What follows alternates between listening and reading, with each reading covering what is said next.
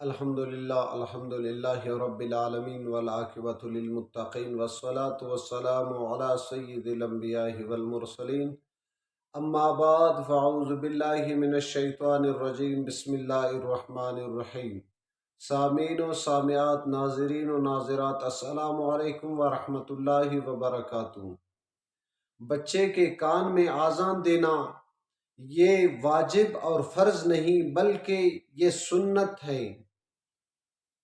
اس طرح بچے کو گود میں لے کر اور منہ کعبۃ اللہ شریف کی طرف دے کر 3 بار دائیں کان میں اذان دی جائے اور 2 بار بائیں کان میں اقامت کہی جائے، یہ بھی ٹھیک ہے۔ اور بعض لوگ ایک مرتبہ اذان اور 1 بار اقامت کہی جاتی، یہ بھی درست ہے، یہ بھی بالکل ٹھیک اور درست ہے۔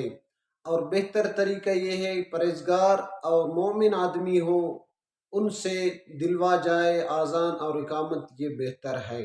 دعائے رب کریم سے ان باتوں پہ ہمیں عمل کرنے کی توفیق عطا فرمائے۔ وآخر دعوانا الحمدللہ۔